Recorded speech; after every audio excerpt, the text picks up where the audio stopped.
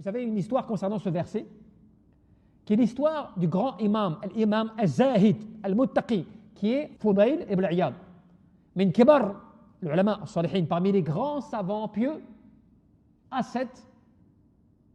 Et un jour, on raconte, donc avant son repentir, ce grand savant était un bandit, quelqu'un qui était un brigand des grands chemins. Bandit réputé et brigand des grands chemins, notamment dans la contrée de Khurasan. Aujourd'hui, on va traduire cela comme étant vers les contrées de l'Iran et autres, ou bien du Sham, qui veut dire toute la partie de la Syrie, toute cette contrée-là géographique.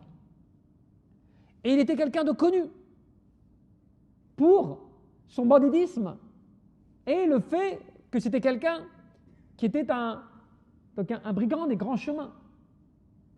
Et une nuit, il va donc dans une des villes, il escalade un mur afin de rejoindre une personne, une femme qu'il convoitait. Et au moment où il passe le mur, il entend quelqu'un qui récite ce verset.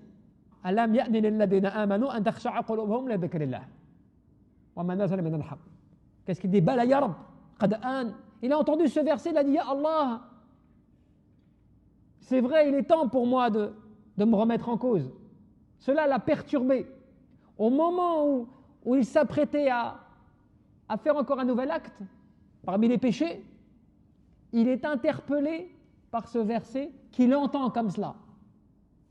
Son cœur s'humilie au rappel de ce verset et il dit lui-même « Oh Allah, il est temps pour moi ». Qu'est-ce qu'il fait? Il fait demi-tour, il ne continue pas son chemin, il rentre chez lui. Et à l'époque, les maisons, on va dire, étaient plus ou moins ouvertes. Des fois, il entendait ce qui pouvait se passer dehors. Et il entend des caravaniers qui passent.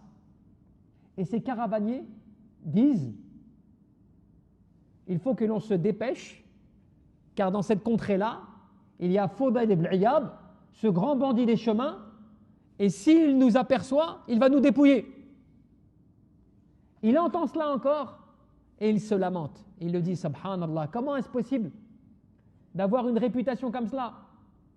Déjà avec ce que j'ai fait précédemment, en plus de cela, les gens ont peur de moi et ils ont peur pour des choses que je fais qui sont mauvaises.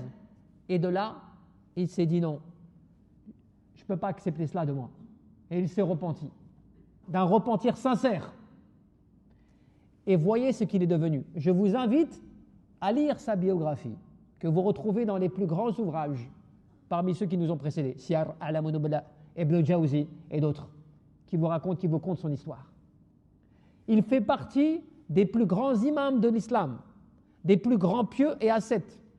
Quelqu'un qui est extrêmement cité dans des paroles extrêmement profondes par rapport à la piété du cœur, des œuvres, même dans l'application de l'islam, de la sunna, quelqu'un qui est une référence parmi les grands imams de l'islam qui nous ont précédés. Cela veut dire quoi? La taqnatu min rahmatillah, ne désespère pas de la miséricorde d'Allah subhanahu wa ta'ala. Qu'est-ce que cela veut dire?